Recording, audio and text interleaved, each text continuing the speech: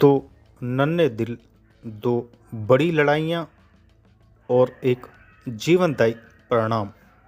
यथार्थ super speciality hospital greater Noida में दो जटिल बाल हृदय रोग मामलों की क्लिनिकल जानकारी साझा की गई। इस दौरान डॉक्टरों ने बताया कि कैसे समय पर किए गए जीवन बचाने वाले हृदय ऑपरेशनों ने एक 20 दिन के नवजात और एक 7 वर्ष के बच्चे की जिंदगी की दिशा बदल दी। किसी भी हार्ट की प्रॉब्लम से परेशान है तो वो पेरेंट्स हम लोग के पास आ सकते हैं। हम लोगों के पास में बहुत सारे ऐसे NGOs हैं जो हेल्प करते हैं ऐसे बच्चों को। अगर जो उनके पास में फाइनेंशियल इश्यूज हैं तो हम उसके थ्रू भी बच्चों का ऑपरेशन करते हैं। तो यू आर द पीपल जो हम लोगों की आवाज़ बाकी लोगों तक पहुंचाएंगे। और अगर जो कोई बच्चा एक्चुअली में नीडी है और हार्ट प्रॉब्लम है उसे, तो हम लोगों के पास में आ सकता है, कर सकता है। We are here to help. Expenses आ जाते हैं इसमें।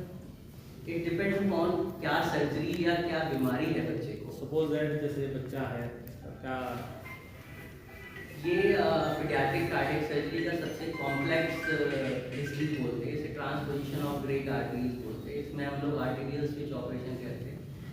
जो आर्टरीज गलत जगह जुड़ी हैं उसको वापस से सही जगह पे लगाते हैं। It's a most complex paediatric cardiac surgery. और इसमें खर्चा अगर आप बोले तो इट्स अराउंड 4.5 to 5 लाख के अराउंड आता है यहाँ पे। बाकी और जो बड़े इंस्टीट्यूट्स हैं वहाँ पे और भी ज़्यादा 4.5 लाख रुपए। ये बताए डॉक्टर साहब, जैसे एक 20 दिन का बच्चा है, एक 7 साल का बच्चा है, नवजात 20 दिन का, तो क्या मतलब ये जो अभी इतनी कम छोटी उम्र में इस तरह की बीमारियां आ रही है सामने, इसके पीछे क्या वजह मानते हैं आप? ऐसा नहीं है कि ये अब सामने आ रही है। पहले हमारे पास डायग्नोस्टिक फैसिलिटीज नहीं थी। मैंने जब अपना करियर शुरू किया 2001 में, पूरे इंडिया में अराउंड 20 पीडियाट्रिक कार्डियोलॉजिस्ट। अच्छा, तो इन दोनों बच्चों के पीछे क्या वजह निकल के आए? जेनेटिक भी हो सकता है या कुछ और प्रॉब्लम से हुई है? इसमें काफी रिसर्च हुआ है जी। जो हार्ट की बनावट होती है, जो बच्चा मदर के वूम में होता है, जब सारे स्ट्रक्चर्स डेवलप हो रहे होते हैं, तो पहले 12 से 14 हफ्ते के अंदर हार्ट डेवलप होता है। तो ये उसी समय डिटरमिन हो जाता है कि बच्चे को हार्ट डिफेक्ट है कि नहीं है। और फीटल इकोकार्डियोग्राफी हम करते हैं अराउंड 18 to 20 वीक्स पे, जिसमें ये डिफेक्ट्स पता लग सकते हैं ड्यूरिंग फीटल लाइफ ऑल्सो। ठीक है। अब जो इस पे आपका क्वेश्चन है, इसमें रिसर्च काफ़ी की गई है, जैसे कि जेनेटिक फैक्टर्स प्ले करते हैं, जैसे कि ये कंजेनिटल हार्ट डिफेक्ट्स। लेकिन ये सारे फैक्टर जो हम स्टडी करें वो केवल 15% को ही एक्सप्लेनेशन दे पाते हैं। 85% ये कोई कारण ना होने पर भी हो सकता है। जैसे मैंने कहा कि ये वर्ल्ड ओवर कॉमन इंसिडेंस है 8 to 10 per 1000 लाइफ। इसमें क्या होता है कि जैसे जेनेटिक फैक्टर्स हैं, इस बच्चों के जैसे डाउन सिंड्रोम है, उनके अंदर हार्ट डिफेक्ट होने का चांसेस ज़्यादा होते हैं। 40% of children with down syndrome है हार्ट डिफेक्ट। उसी तरह से अगर वन ऑफ द पेरेंट्स जिनको हार्ट डिफेक्ट है, तो 3 गुना ज़्यादा चांसेस बढ़ जाते हैं कि उनके बच्चे को भी हार्ट डिफेक्ट होगा। उसके बाद जो मदर्स ड्यूरिंग फीटल लाइफ, क्योंकि जब पहले 3 महीने होते हैं, फर्स्ट ट्राइमेस्टर होता है प्रेगनेंसी का, उसमें बच्चे का और मदर का जो प्लेसेंटा जो बैरियर होता है वो इतना वेल डेवलप नहीं होता। तो मान लो किसी मदर को कन्वर्जेंस होते थे, बेबी की दवाई चल रही थी या कोई साइकोलॉजिकल प्रॉब्लम थी, उसके कारण कोई मेडिकेशन चल रही थी, वो मेडिकेशन ट्रांसफर हो जाती है बच्चे को और वो प्रॉब्लम कर सकती है। जैसे कि एफ्लुएंट क्लास फीमेल स्मोकिंग या अल्कोहलिज्म करते हैं, उन मदर्स के बच्चों को इंसिडेंस ज़्यादा पाया गया है।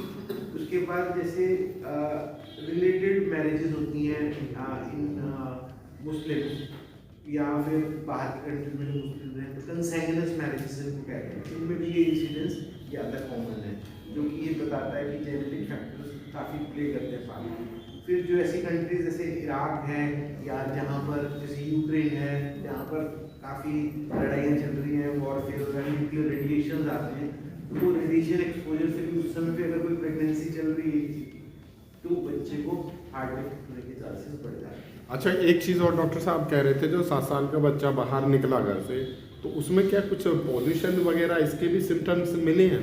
इसके पोल्यूशन की, जैसे कि हवा पॉल्यूशन में ये देखा गया जो अभी ये डॉक्टर साहब कह रहे हैं ना कि बच्चा बाहर निकला घर से, जैसे बाहर और लोगों के संपर्क में आया, तो क्या इस तरह से भी कुछ देखो इसमें क्या होता है, जैसे हार्ट और लंग एक होता है जो कंजेनिटल हार्ट डिफेक्ट है जी। ये तो मतलब जब बच्चा पैदा होने से पहले ही हो चुका होता है जी। आप सुनो एक बात को, तो जो पॉल्यूशन की वजह से देखा गया कि लिथियम लेवल, अगर हमारे लिथियम लेवल ज़्यादा है दे कैन प्रिडिस्पोज मदर्स जो लिथियम लेवल वाला पानी ज़्यादा पी रहे हैं या पॉल्यूशन की वजह से एक्सपोज ज़्यादा है, उस समय अगर वो प्रेगनेंट है तो yes there is a chance that child will have a higher chance of heart.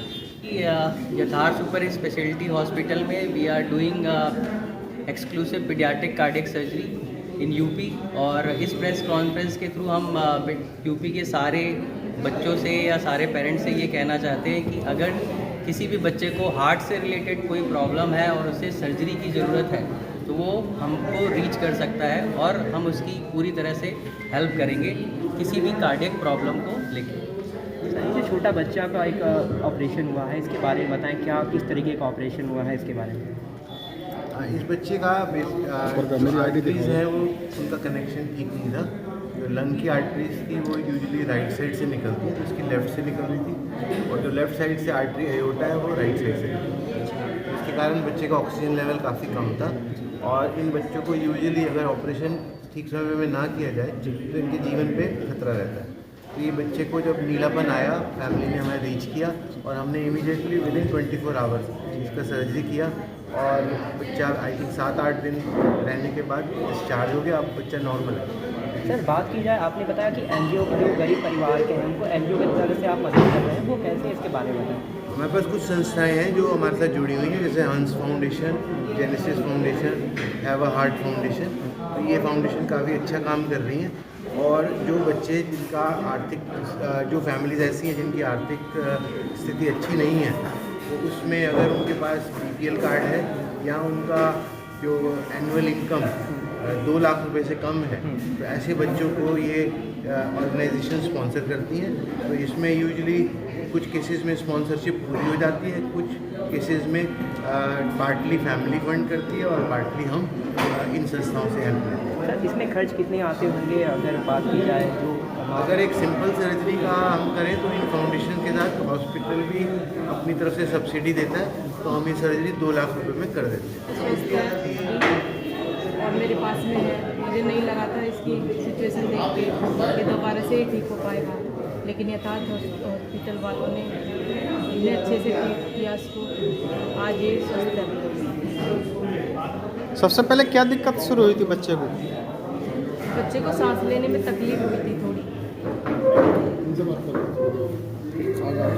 सांस ले शिखर है, मैं जिला गाजियाबाद का रहने वाला हूँ।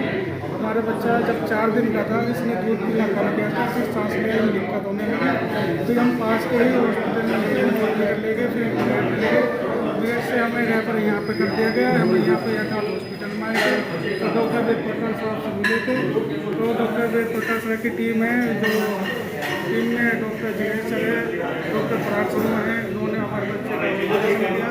आज बच्चा हमारा बिल्कुल ठीक है, हम आज बहुत खुश हैं। आप सेटिस्फाई हो? बिल्कुल खुश है, बिल्कुल सेटिस्फाइड है।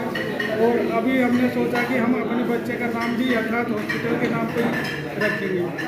आज हम बिल्कुल ठीक है, हम उन्हें खुश है कि हम अपने बच्चे का नाम यथार्थ हॉस्पिटल के नाम पे ही रखेंगे, इसका नाम यथार्थ ही रखेंगे।